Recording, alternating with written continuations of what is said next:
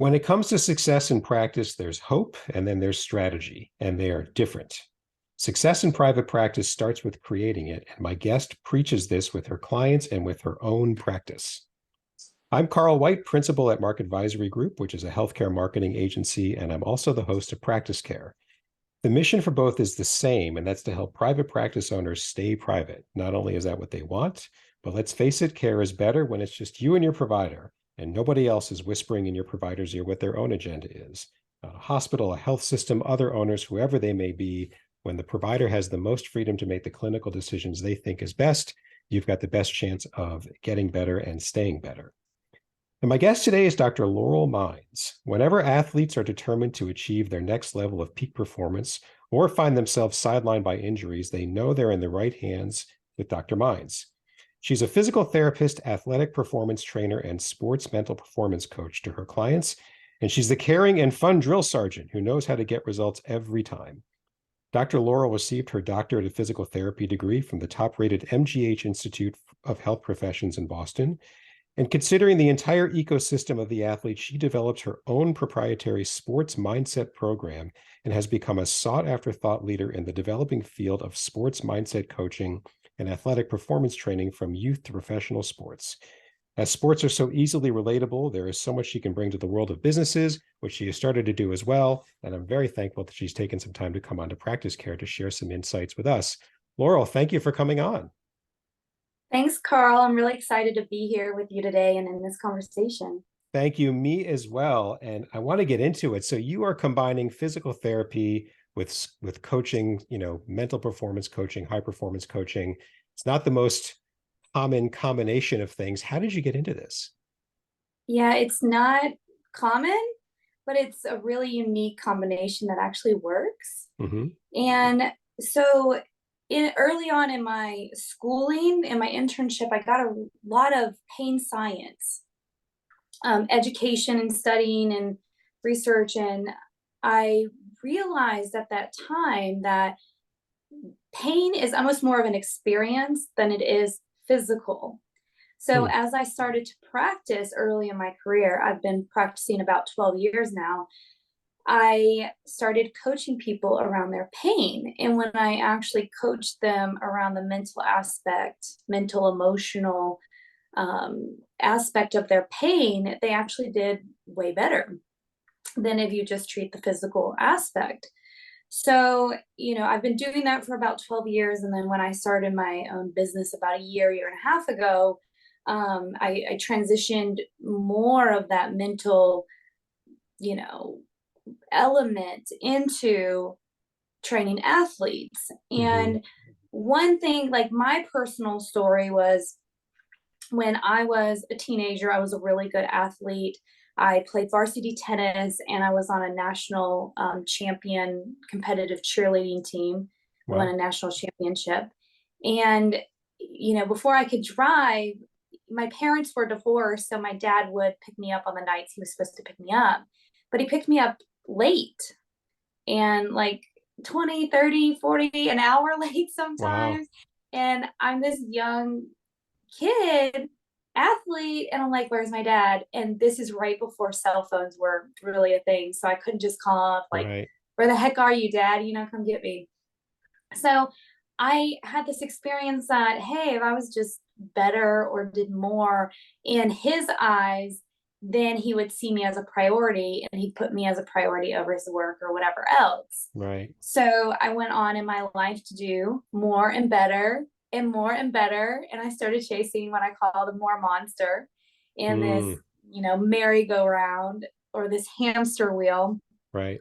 And kind of looking for some love and affection associated with that in life. Mm-hmm. And I ended up just being in this rat race.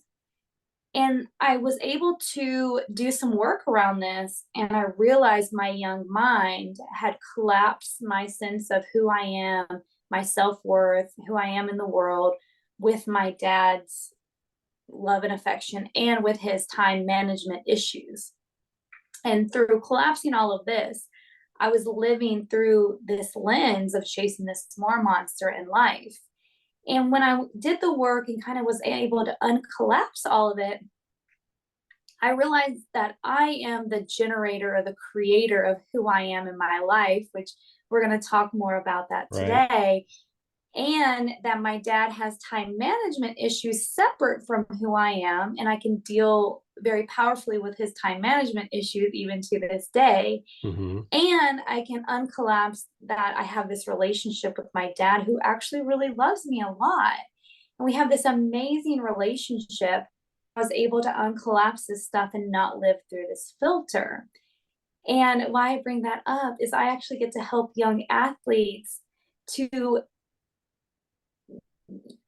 dissect these experiences that they're having in life, whether positive or negative, to create their life and to show up really powerfully with these skills to take on what there is to take on in life from a really young age. So Right. through sports and through this mental performance, they're able to achieve that kind of success that I got myself to, but much, much sooner and much younger. Right. Right. That is a powerful story. Um, and probably a And lifelong motivation that kind of experience and memory just doesn't go away. So, wow. Um, so let's jump into it. So when you and I talked before today, we settled on, success starts with creating it. So what do you mean by that? yeah, so business is beyond the playbook, as I say. In Mm-hmm. sports, there is a playbook. There is a way. Like we've done this for a long time. There's training, you play the game, there's this championship, you know what all of it looks like. Mm-hmm. But in business, we don't have a playbook. Nope. Yeah. As a new business owner, I thought there was a playbook. I'm the person that you just tell me what to do and I'm going to go do it. I'm going to do it well. Mm-hmm. Right. Probably from my past experience that kind of led into that. Yeah. But as I was searching for this playbook, I couldn't ever find this playbook. And it was frustrating. I'm like, where is the playbook for business? Mm-hmm. And so the first step we have to realize is that, in sports, what the championship looks like. What the World Series looks like. Mm-hmm. You know what the Wimbledon looks like. You Mm-hmm. know what the championship looks like. In business, you don't know what the championship looks like. So what are you even going for? What are you even chasing? Mm-hmm. And that's the hard part, but the amazing part is that's where we create what the championship looks like. Mm-hmm. We create what it looks like in our business, and we create whatever we want. You can create it any way you want. Like, my creation at this point in my business is to bring in $1 million of revenue in my business. In my first year of business, like I said, I've been about a year and a half, but like last year, I decided that I wasn't going to make any less than I was making at my job, Mm-hmm. which was just over, 100,000, just over six figures.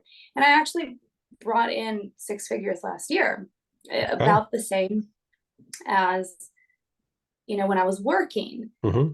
But that's the limit when you're working. Like there's a ceiling that you Mm-hmm. can't really go beyond.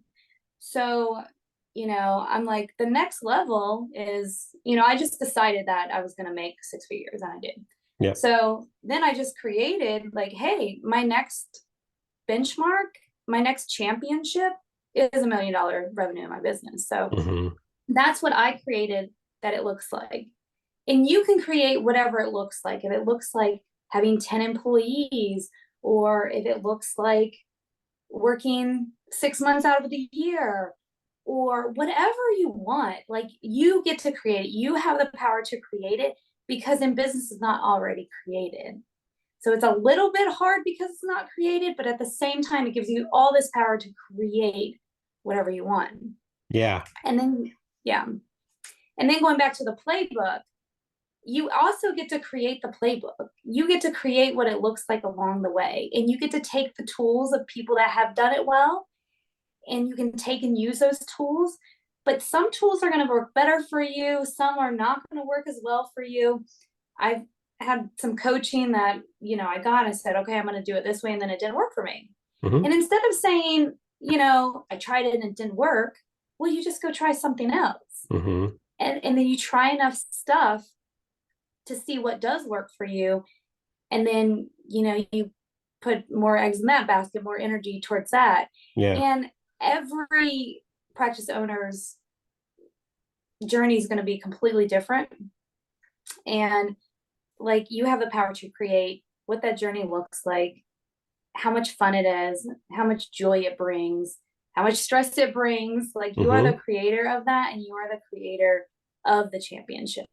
So Yeah. go out and create what you want your business to look like and where you want it to go.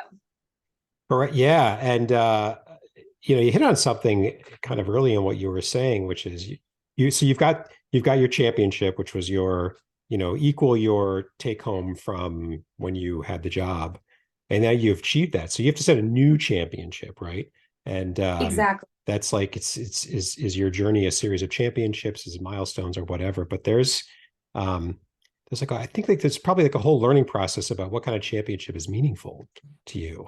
I've gone through that a few different times. I thought it was this, and I wanted to grow to a certain size, and this. And really, what I was doing was listening to what a lot of other people said and did, and it's taken me some time in what I'm doing to figure out which of those are meaningful to me, and then I go, those are the types of championships I want, rather than what all these other people are saying. And I don't know if there's any substitute other than time and experience to do it, but you're right. Go do it and see how it feels. And feels great, then do more of it. If it doesn't, then you can change it, because you can write whatever playbook you want. You're totally right. It's the ultimate freedom. Yeah. I'm glad you brought that up, because maybe you do put your championship goal in your business as what you think it should look like, because this person said this or that person said that. And that's where the creation comes in. Mm-hmm. And that's where the power comes in. And that you have to generate from within.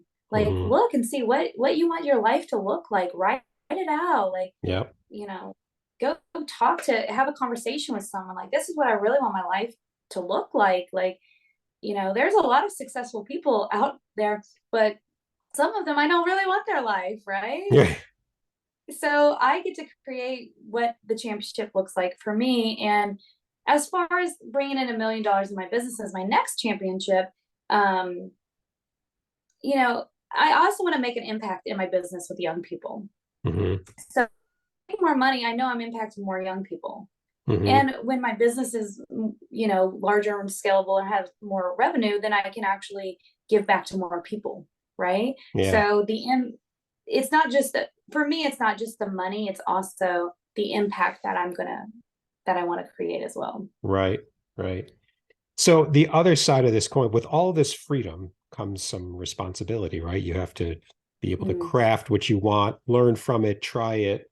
There's a lot going on in there. So in your experience, both with your clients and then with other, business owners that you work with, for those who do this really well, how would you describe them?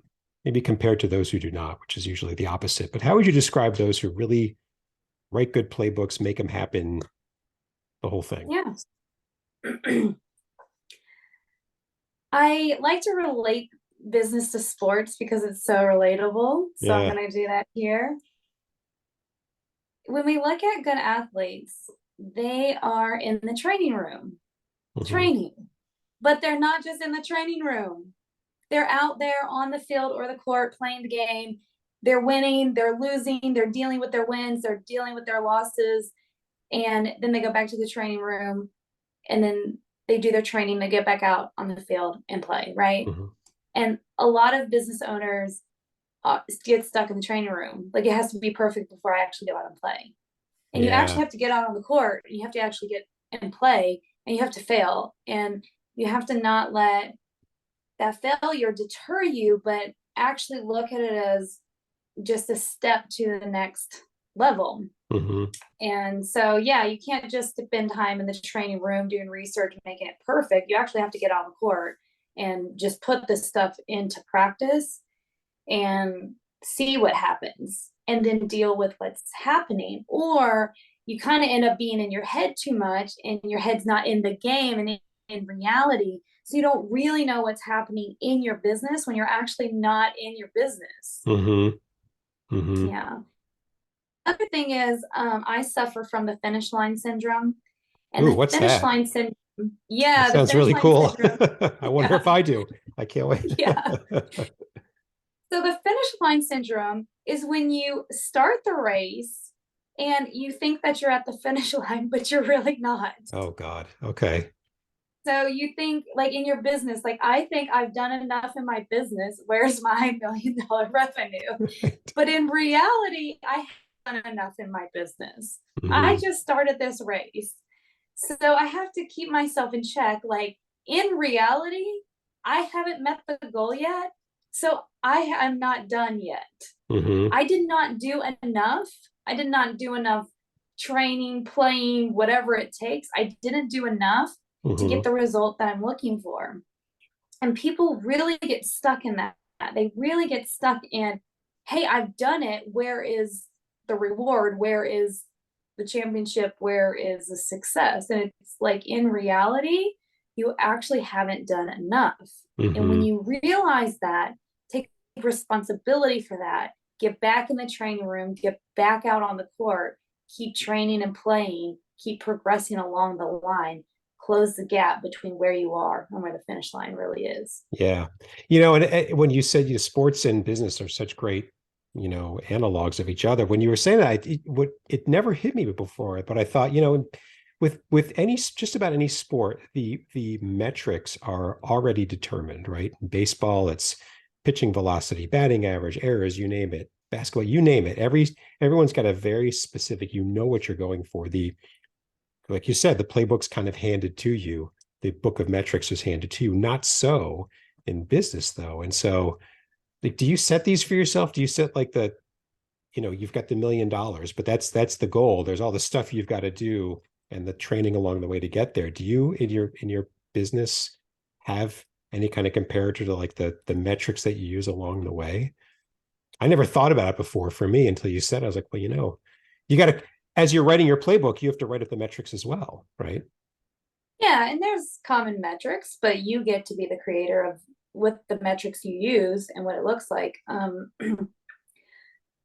For me, as far as coaching and stuff goes, like, I'm also thinking, when I make my goal bigger, then I think differently and I show up differently, I train differently, I act differently. When Mm-hmm. my goal is smaller, I play a smaller game. When my goal is bigger, I play a bigger game. Like, if I'm just going out there to play for fun, like, you're just going to have this relaxed approach. Mm-hmm. And when you go out and play for the championship, you're going to train harder, come out harder. And in reality, like, the stats in business are against you. So it doesn't really make sense to go out only partially. It really makes sense to go out full Mm-hmm. out, because the stats are against you. Why would you go out just to try it out? Like, if you're going to start a business, you got to go out full out because the stats are actually against you. Yeah. And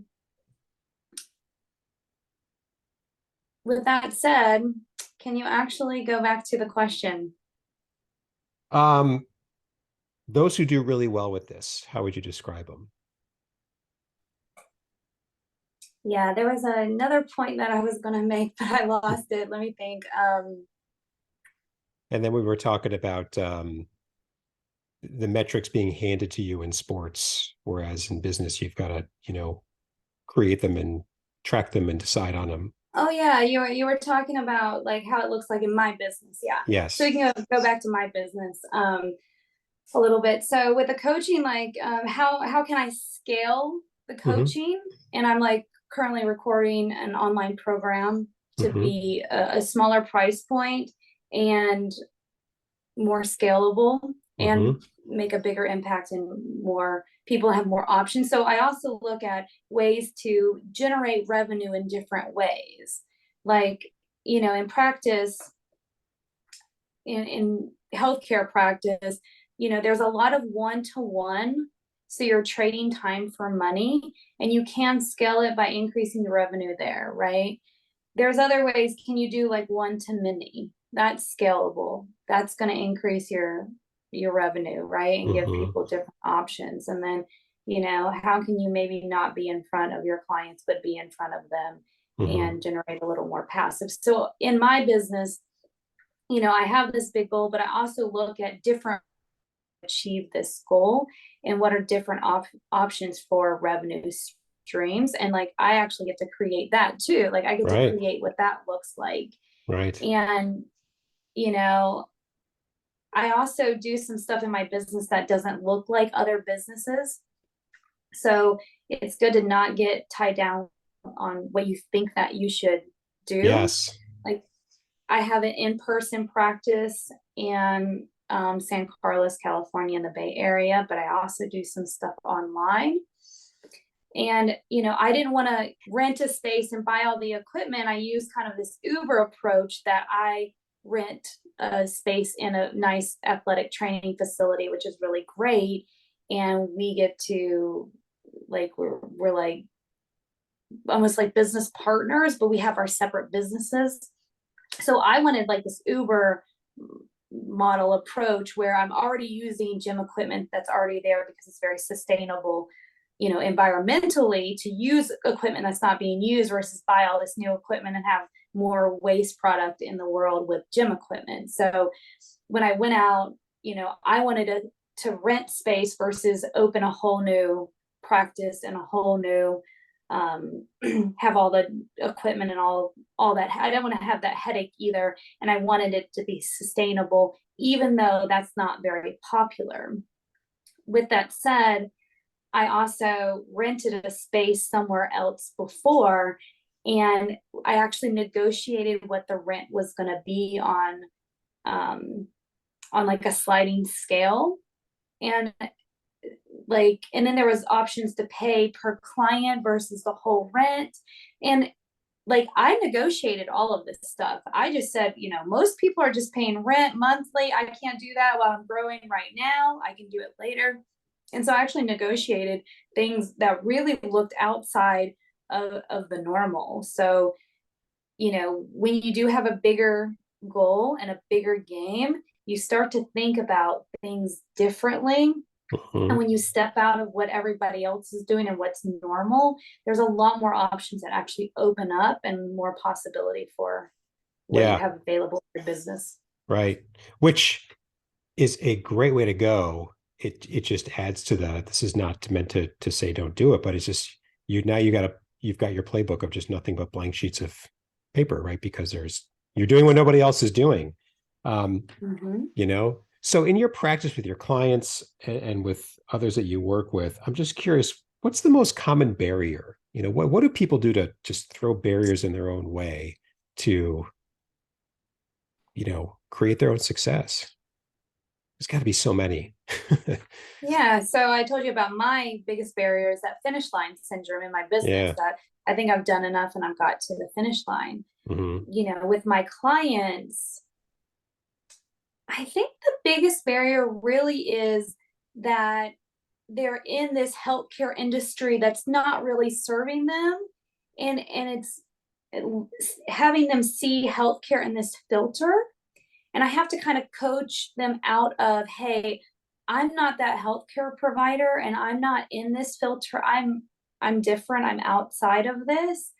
You know, I'm going to coach you physically and mentally to really get you where you want to be, Mm-hmm. and help in every way possible to get you there when the doctor says maybe you shouldn't run or maybe you shouldn't do this. Or I save a lot of people from getting surgery, but there's a lot of coaching, counseling, educating on just like, you know, like what is available, how are you different, how are you serving them differently than the healthcare system that we live in that isn't always serving them correctly. I had this 9-year-old client the other day. It was a toe walker, kind of, you know, a little later in life. And the doctor said, oh, surgery, go to surgery. That's it. Do that.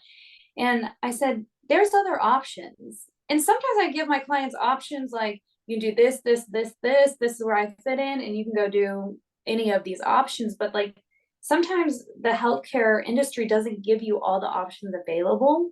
Mm-hmm. And I mean, within one session, this kid was walking way better, running way better.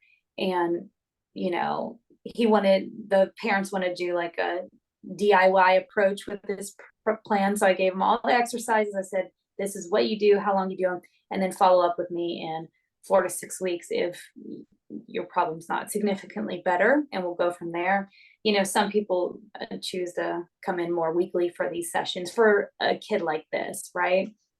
But yeah, just giving people options and setting yourself apart from the industry that we're in, which is very challenging, but really rewarding when you do get the right clients and steer Right. them in the right. Right. Cool. Well, thank you. But we could talk a lot more about this topic, as I say to many guests. But in the interest of kind of the bite-sized advice on practice care, a couple of questions to wrap us up. First one is there anything on the topic of success in creating it yourself you think I should have asked you, but I just did not? I think we covered a lot today. So I Yeah. think what we did cover is a big chunk to digest. Yeah. Okay. Good. And then the other question is, so for those who are listening and we've caught their attention, you've caught their attention, and they want to get going down the path of, she's right, I have to start creating my own success. Are there one or two areas, simple things they could do that you'd recommend where they could start? Sometimes people have a tough time getting started. So where would you recommend they start? Yeah, I recommend that they start with, what do you want your life to look like Mm-hmm. in your life and your business? Mm-hmm. And write it down, like journal about it, just free write about it. And then go talk to people that you really care about in your life, your spouse, your best friend, your family, and just say, this is what I want my life to look like. And the more, like, it's not about their feedback or anything, it's just more about, when you say it, what does it feel like? What does it sound like to you? And if you share it a few times, you'll start to get more tuned in to really what you want and what you want your business and your life to look like. And then that's where you make this championship goal. Like, what does a championship look like to you? Not to the world and everything else. Like, what does it look like to you? And when you get really present to that, then you actually have this really nice direction to go in. Mm-hmm. And when you're not having great days, you can just kind of tune in, like, I'm committed to this life with this goal, and Mm-hmm. what action can I take inside of that? So you got to have that direction to start with, and that direction is going, like, you're the creator Right. of that. Right. And give that kind of thing time. Like, don't rush that. How do you know when you're done? When you feel like you're done, but that's a Yeah. deep dive exercise. So give it the time. You'll be glad you did. That's awesome. Thank you. And thank you for coming on Practice Care. Once again, Dr. Laurel Mines. We're going to put all the contact information that you supplied to us in the show notes so that anybody who wants to follow you or get in touch with you can do so. And a couple of other points before we wrap up. First, if you're someone like Dr. Laurel Mines, who's got some experience on the business side of private practice, or someone like me or others like me who serve private practice owners, and you've got some experience that you want to share to the benefit of others, we want you to come on Practice Care and tell the world about it. In the show notes to Laurel's episode and every episode, there's a link, a couple of questions. Tell us what you're thinking about so that we can get you scheduled as soon as possible. And finally, if you haven't done so yet, please subscribe to Practice Care on Apple, Google, Spotify. We're on all the major platforms so that you can keep up with new episodes as they drop every week. Thanks very much, and until next time.